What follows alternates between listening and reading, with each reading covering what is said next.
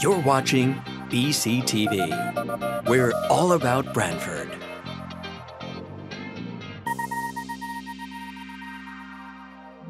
You're watching BCTV, Branford Government Television, a service of Branford Community Television. This program is brought to you in part through the support of the town of Branford. Clock right behind you. Okay. We're going to call the meeting to order of the Fire Commissioners for June 22nd, 2023, 5:04 p.m. as the meeting is being called to order. The first act of business is to approve the May 25th, 2023 minutes. Everyone got a copy of them? So moved. Second. Okay. Discussion? All in favor? Aye. Aye. Anybody disapprove? Okay. Move on next to, she changed it. I know. I'm before you now. I know you are. So I think on the chief's report, you'll see, we had 3 people out, firefighters out on long-term. So 1 is returned to light duty, 2 are still remain out. And we have posted for the part-time EMT for Medic 3. Medic 3, Medic 4, whatever, you know. Yes, part-time EMT. Yes.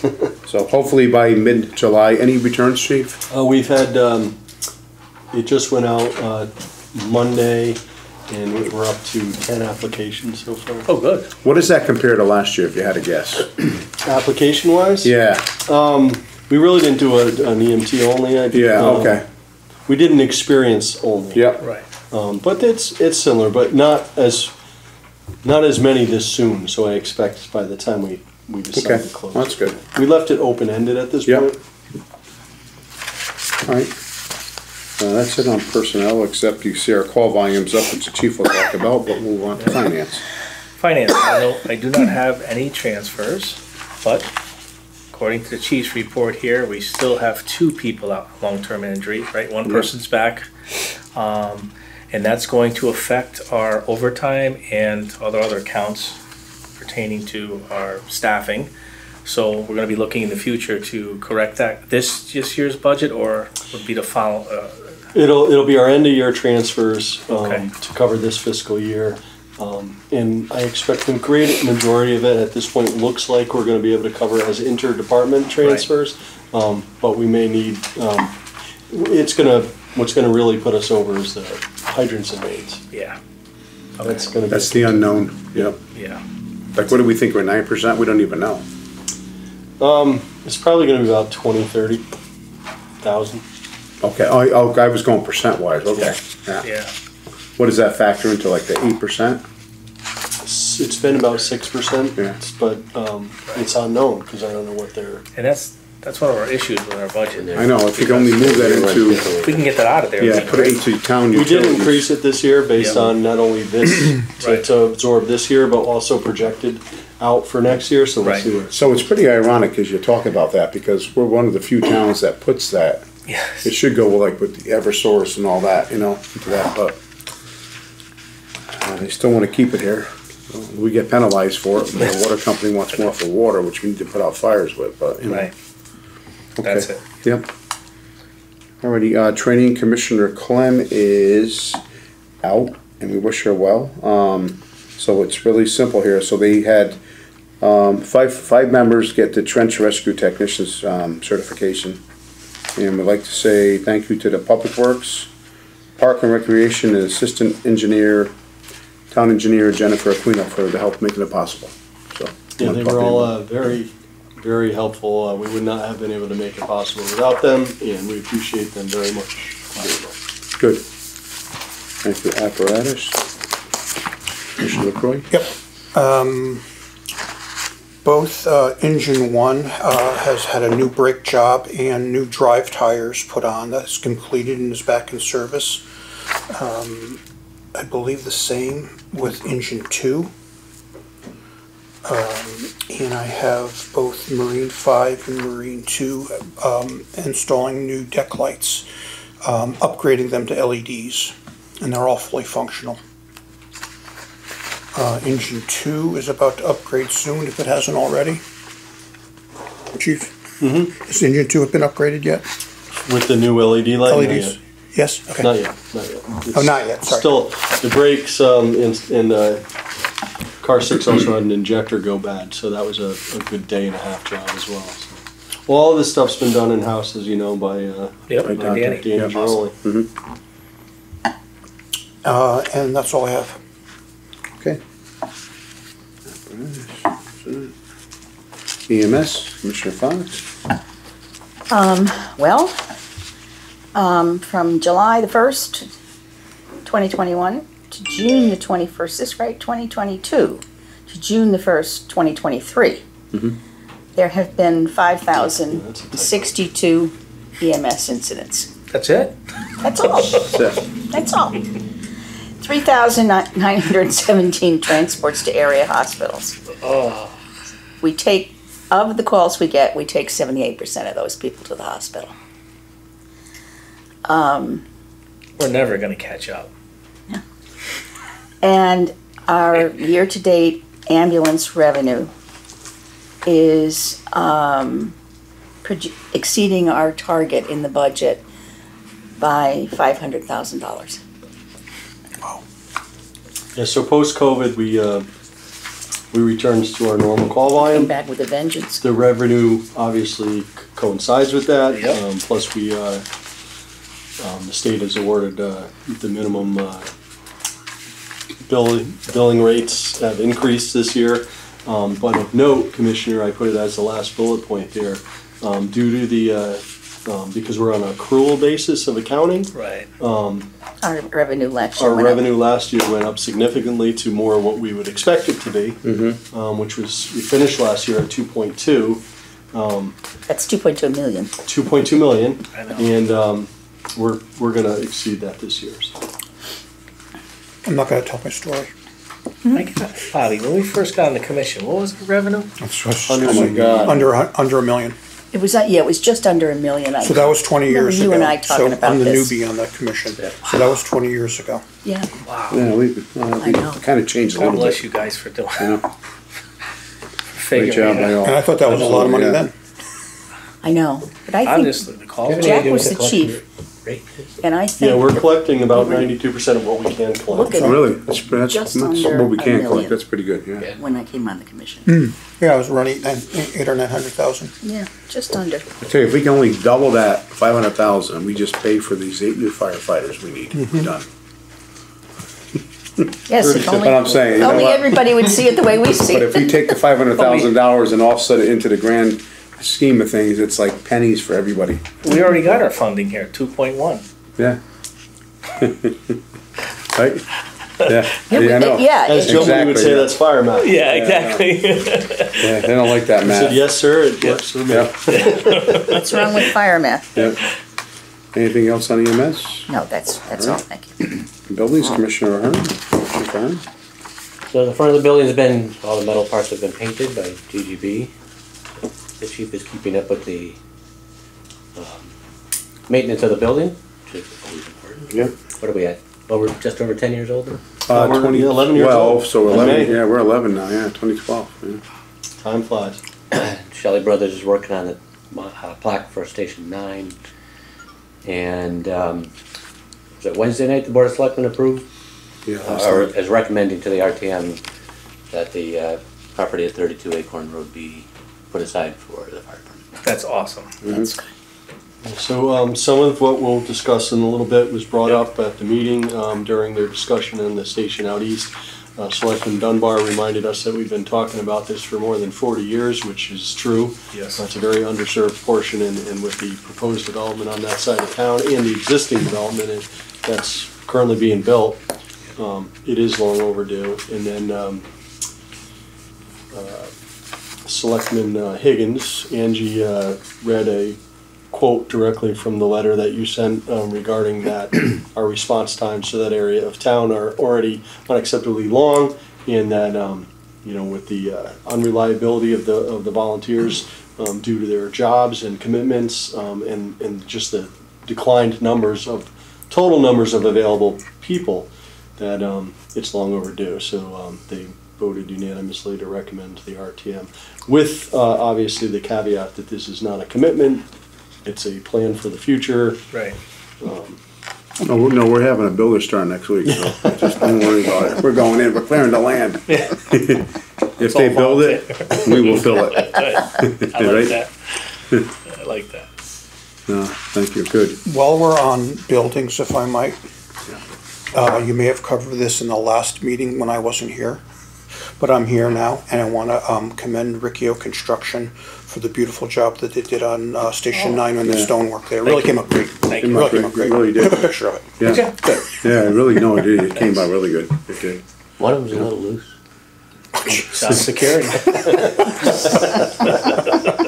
And there wasn't a lot of waste left over, I have to tell you that. So, the There guy was- that measured it, I gotta tell you, there was no waste. I know, We right, used yeah. every piece of stone I know that we you had. did, yeah, a little bit more too. No, we got around the back. Yeah, It was he great. actually No, did. we did. He actually did a little more for us. I mean, Yeah. he went And past. we definitely Yeah, I know. appreciate Thank that. you. That's Yeah, fine. Thank you. Now we'll get the plaque up and we're done. Now we just need to Yeah. put bodies up Now there. we need firefighters in Yeah, there. exactly. Yep. I want to see the upstairs sometime Yeah. soon. Oh, it came up good. Yeah, it did. Okay, we'll move on. Next, pension and communications. There's nothing on pension communications. We have nothing to report. Take it off. Chief's report, Chief. We're gonna be brief because we have our report, so, we hit another record this year. We're at 6,563 calls for service to date. We're still averaging 18.4 a day, and Monday is our busiest day, and 12 o'clock our busiest hour. Our department did receive, as well as some other area departments, the CARES Hallmark Award from American Red Cross due to our collecting out-of-hospital cardiac arrest data with the goal of improving our care. They use a lot of that data to make improvements, and the improvements over my career have definitely shown to be of value in saving more lives. So that's a good thing to be a part of. And the hard work of our people are responsible for that, so we're happy and credit to them. Other than that, the final draft of the staffing plan's been completed. And in just a minute, I'm going to have Assistant Chief Kozak present that. But before I do, I just wanted to mention the fire marshal's report. Rob's been extremely busy with festival, catching up, and all the fireworks construction coming up, projects. That I told him not to bother with the report. You guys know how busy he is. He's a lot of ongoing construction projects and whatnot, so he's very busy with that. And then finally, we've been working on the staffing report for the better part of, since the first of the year.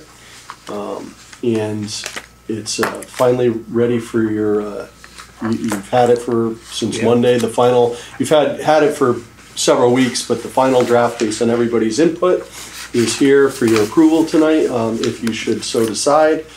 And I want to say that this final product is a credit to a collaboration of a lot of my staff, and the credit goes to Chief Kozak for its design and layout. He did an excellent job on it, and I appreciate that. And I'm going to let him kind of walk you through the highlights of the plan before we vote. Okay.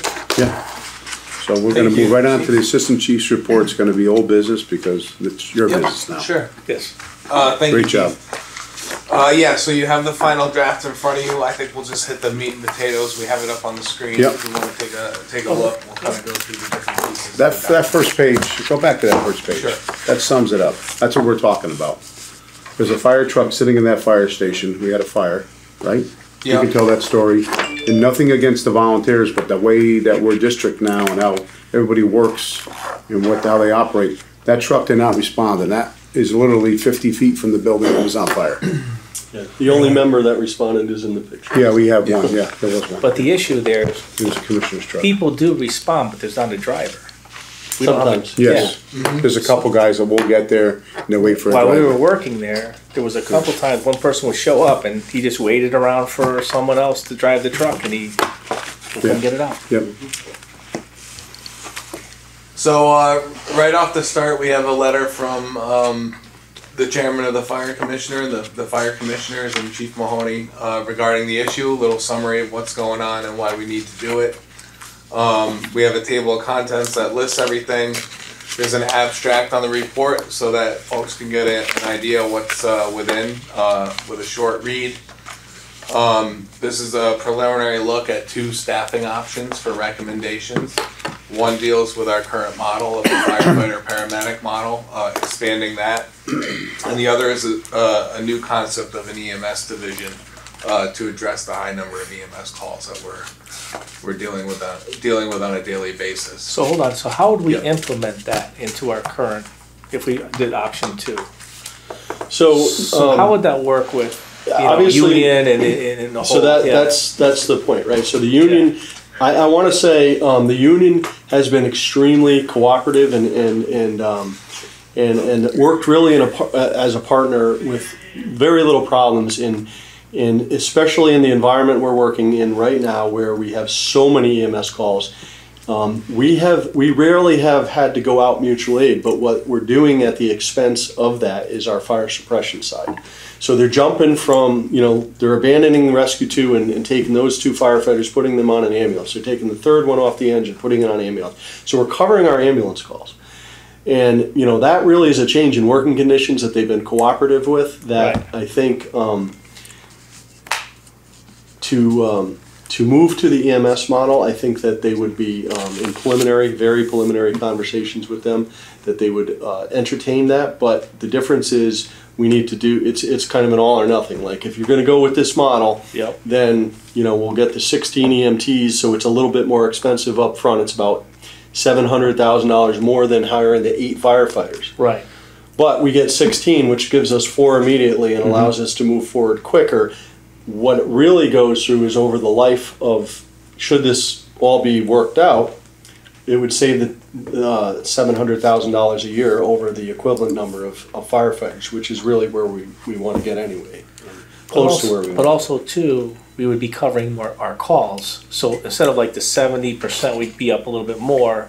So revenue would be coming in also, correct? Revenue would be coming in, and the other thing is right now, a lot of people don't realize is because of the model that we have, when we have a structure fire or a major thing that requires more firefighting skills, rescues, we're taking the same firefighters that are on transporting ambulances, moving them to apparatus. So we do a lot of jumping around. Right. And that leaves us uncovered either for fire suppression on this end or EMS on this end. This will eliminate that for the most part. I mean, we're always going to have those days where we have no resources. The drawdown is. So basically the taxpayer's getting shortchanged sometimes the way we're doing it now because we're so understaffed. Yeah, well, we're playing according to service. According to service, we're really Russian roulette. well, that's what I'm saying. According to service, Right. the taxpayer's getting shortchanged because we are taking people. So this would solve that problem. I mean, we would have our. The recommendation from us is the EMS division. Right. It'll get us to where we want to be much quicker. Again, even though it's more expensive up front.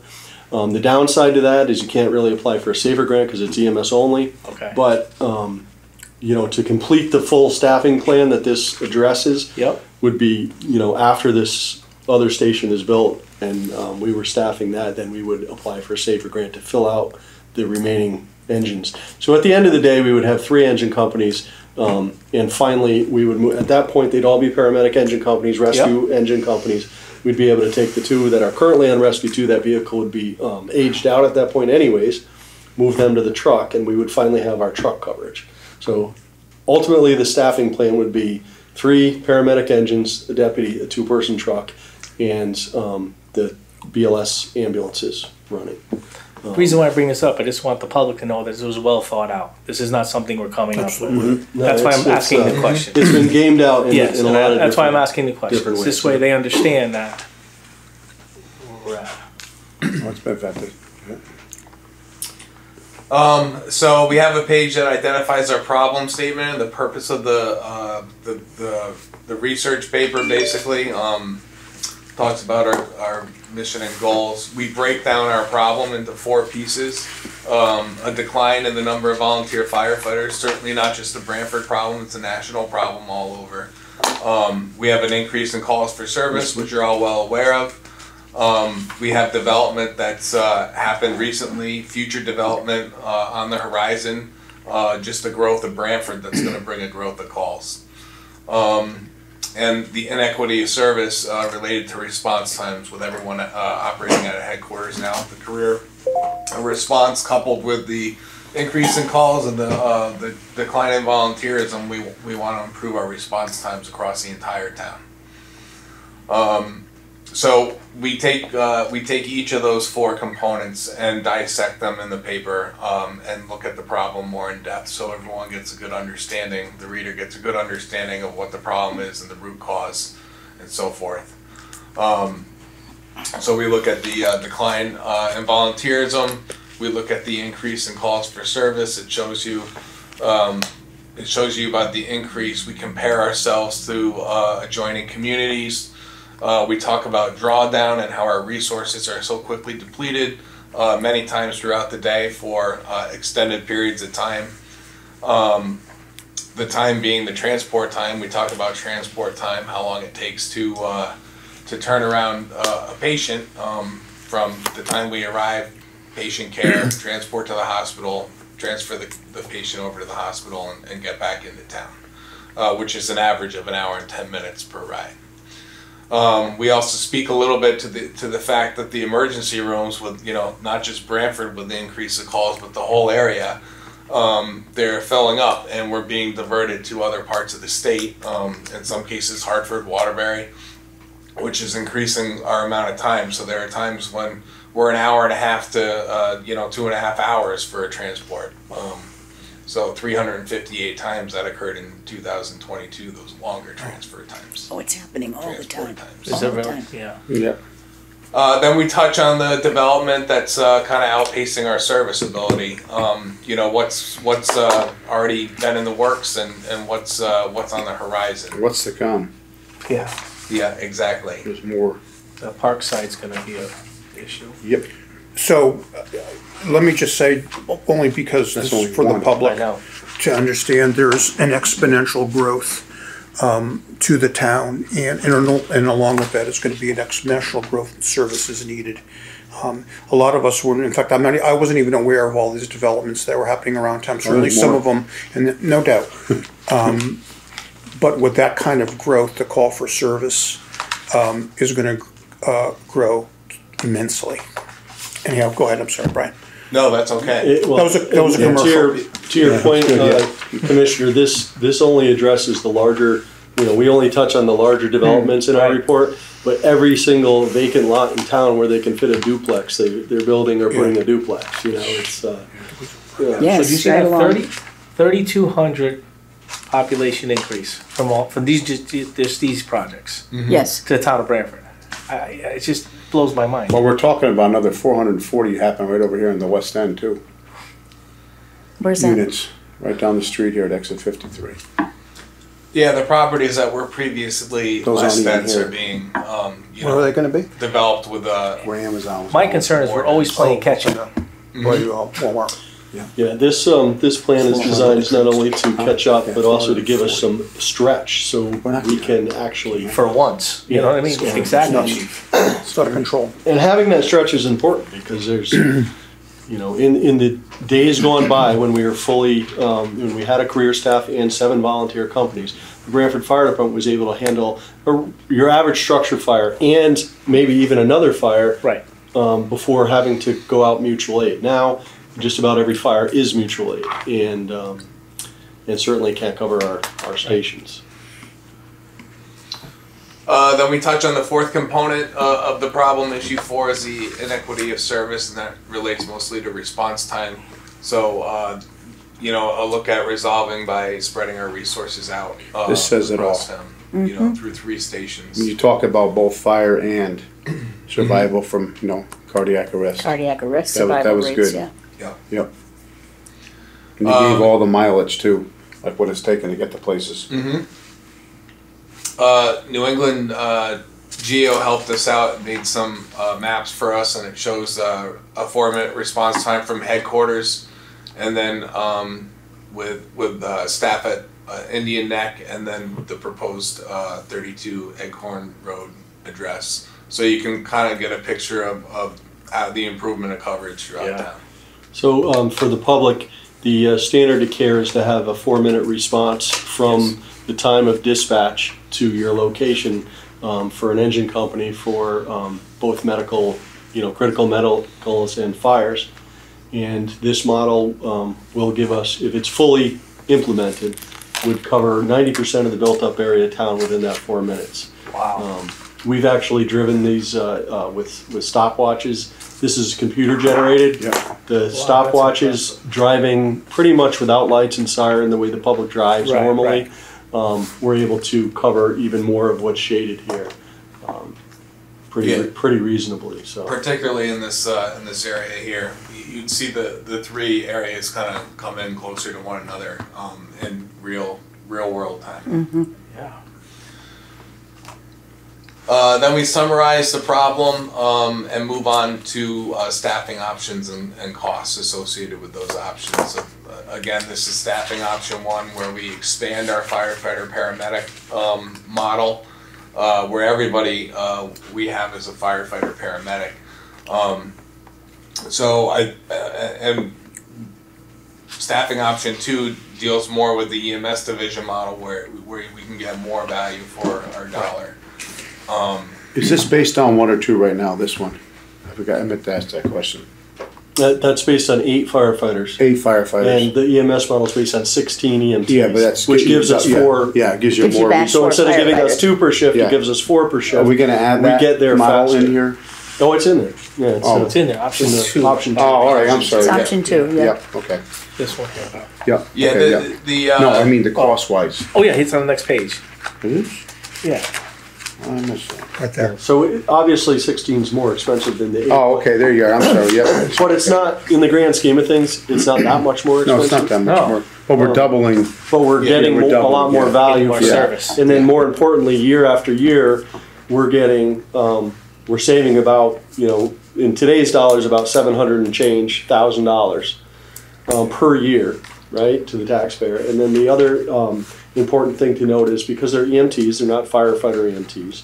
They, we don't have the academy cost, which is almost $7,000 per person just for tuition. And then 15 weeks of paying overtime. Actually, it's a little bit more than that for the upfront training costs, and we don't have fire gear costs and those types of. So their shift would be the 24-hour. Yeah, Yep. what we have learned from our research is to make this viable and have happy employees that want to retain their employment here and not get burned out, you need to treat them well. So good pay, good benefits, and the same schedule as the firefighters. That's our goal with And this. the EMTs, if they want to pursue, they can pursue paramedic school on their own. I mean, they can, so like any job, you can go for promotions, and as long as you do the And work. we've hired from within many Yeah. times before we Yeah. have that model. So. Right. are they considered 25-33? They would be. They would be, Yeah, yeah. they would be, So if we have openings for firefighters, can they post out internally and we can move them up? Yes. Okay, that's good. Providing they're, Yeah. they would have to meet. Oh, certain yeah, no, I expectations. understand that, yeah, exactly. That's yeah. good, though. Yeah, it's good though.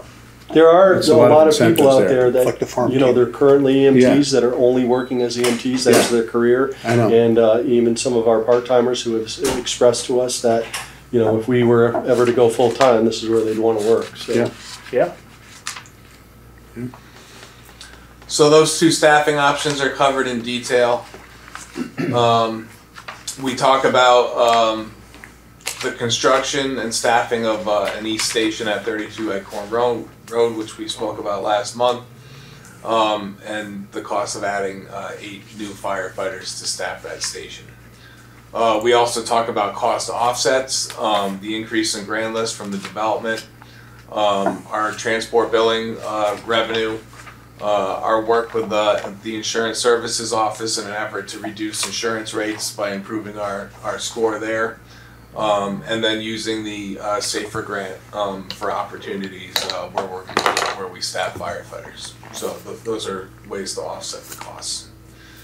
Then we have our conclusion, which summarizes each of the options and then provides our recommendation of the EMS model, staffing option 2, with a timeline.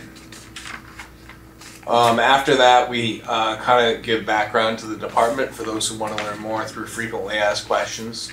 What does the Branford Fire Department protect? how are we currently organized and deployed? What else do we do besides put out fires, which is in the name? We're an all hazards fire department that handles every vast array of incidents. How we're trained and how we work with surrounding communities through regional responses to those low frequency but high risk type incidents that occur on occasion. We talk about our EMS program, some of the awards. We talk about how the dispatchers do emergency or computer-aided dispatch and determine the priority of calls and what units to send. We talk about why a fire truck shows up to EMS calls sometimes. We talk about our revenue through our transport service with EMS. And there's a number of appendices to kind of... which are live, too. They are live links. They do a good job doing that. Thank you, yeah. So these are links to, some letters that have gone back and forth between the chief and the Board of Finance, the volunteer leadership, letters from the volunteer leadership, excerpts from a study that was done by the International Association of Firefighters through the union. It's a staffing study also. Excerpts that we think are important to understand, why we need the firefighters. It just elaborates a lot more of the work that we do and the need. The full study is there if anybody wants to read it. And then we have our 1997 Branford Fire Department study. We have the last 3 years of annual reports to review. So there's a lot to look at. And then we have a definition on the definitions page for some of the terms that we use throughout the paper in case. So one of the term definitions that's in there, and the reason we put it in there, is the definition of what's an urban environment. Mm-hmm. And so the standard of deployment of fire suppression units and emergency medical units, and how many people you need to have, and what the time frames for response are. That's under the National Fire Protection Association standard 1710 and 1720. One covers primarily career, one covers combination departments. Even if, no matter which standard we look at for the Branford Fire Department, we're considered under the combination, volunteer and combination, as an urban department. And that means we have a population density greater than 1,000. And for Branford, currently at 1,285 per square mile, which defines us as more of an urban environment. Now, yeah, we still have many village feel in those communities, but we're very dense as a community. 22 right. Square miles, almost a 30,000 population, whereas Guilford being about 23,000 in 44 square miles. Right. That's the difference in a lot of what causes our issues. It's more important. Even if you have a house, when it's 2 acre zoning, you're probably not going to affect your neighbors if it burns down. In the town of Branford, we have many areas where not getting to a house fire quickly could very well extend it. And never mind all the condominiums, apartments, and other commercially dense areas. And healthcare facilities. Yeah. So that's it. You're gonna put this on the website? Yeah, so that's it in a nutshell, 37 pages. I'm in the process of taking this final draft and converting Did a great it to the job. website. Great job. I'm going to tell you why you made it Great simple job. for people to Yeah. understand. If we all understand it, because this is, we're here, but I think you made this really so the public can understand our needs, and we're kind of crying for help, but basically we are, big time. So we need help. So we need the public to understand what's happening here. So. Thank you, I appreciate all your Good job. feedback. Well, we thank Thanks. you. Yeah, great work, Chief. Based on that, I'd like to have a motion to approve, so we want to go to the next layer is the chief and I, and the chief, assistant chief will be going forward tomorrow, if everything goes right, to present this plan to the I move to town father. approve this. So we're I'm gonna sorry. approve the option 2. That's what we're approving tonight. Yep, you're going to approve the overall plan. Oh, the overall that way we plan. can take it out of draft. Okay, So make it an official plan, and if your recommendation is to approve our recommendation, then Yes. so be it. Okay, so that's what what we do do you want in What the are we motion? gonna do tonight? So we're gonna, We want to, well, Move to first we accept want to the- approve the plan with the option plan. two. And okay, then we want to come Okay, back and so have we want- another motion to Here's it. the motion. go ahead. You want a motion to approve the plan, including option 2. Yeah, the fire commission supports option Yes, 2. so that's the Okay. motion. I Yeah. move the adoption of the plan and, not motion 2, option 2. Option 2. So that's, I second it. Okay, motion made and second discussion. All in favor? Aye. Any opposed? So voted. Thank you. Good. So for us, next steps, we meet with the first selectman and the chairman of the Board of Finance and Jim Finch tomorrow to present the plan, get guidance. We fully intend to ask to go to the Board of Finance at their next meeting, which I believe is this coming Monday, to get the money for contingency, to put the finger in the dike. Whether they, That's gonna agree stop. with the timeline that, that we have within the plan or not, it's our intention to argue that. And we'll figure out when we'll be presenting this plan to the other boards and commissions. Kind of hard to argue against that. The finger in the dike, though, I know that. That's You- just to I get mean, the it's so two. well done, it's hard to argue against. to be clear, the finger in the dike is the approval for firefighters at Station 9. Yes, it is. Just Monday Just to through make that Friday. clear. It's only 8 a.m. to Monday, 6 it's only p.m. Monday. Yes, 8 a.m. to through 6 Friday, p.m., yeah. Monday through Friday at Station 9. That was the money They're gonna that staff an they engine. currently holding in contingency for that purpose, yeah. So the volunteers can still respond. Yep. Is our intent still to take engine 7? Oh, yes. Yeah, so they can still respond and get their trucks if they're around. So we're So not, their truck will be there and we'll put another truck down. yeah. Yeah, they'll drive every morning, come here and come back every night. Okay. That's the intent. Unless something changes because of a storm, and then we'll put engine 7 in there. So it's also important to note that in no way, shape, or form does anything in this plan stop our current volunteer Right. response. It does recommend the consolidation because we're too spread out. The existing number of volunteers are trying to do, work 4 companies as opposed to 2, but we cannot go less than 2. So even if this plan's fully implemented, we still need the 2 volunteer companies minimum to continue our stretch Yep. and our storm coverage and all the support that they give. And they're still an integral part of our response plan. Yep. So I just want to make it clear that it doesn't. We have to not provide a forcing the service, volunteers out. and we have to make sure we're providing that service.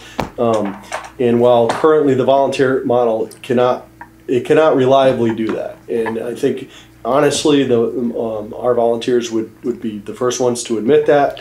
But I want them to know that we value their service. We're not eliminating anybody. There will be a little bit of consolidation of companies as time goes on, but that's it. So. Yep. Good. All right, anything else under old business? I think we've talked everything else to death, the staffing problems we're having. It's all defined right here now. We approved. New business? No new business at this point. Okay, if not, I'll look for a motion to adjourn. So moved. Second. 5:42 PM, all in favor? Aye. Aye. Meeting adjourned. 5:42. Thanks, Henry. This program was brought to you in part through the support of the Town of Branford. Watch town meetings and other videos on demand at BranfordTV.org.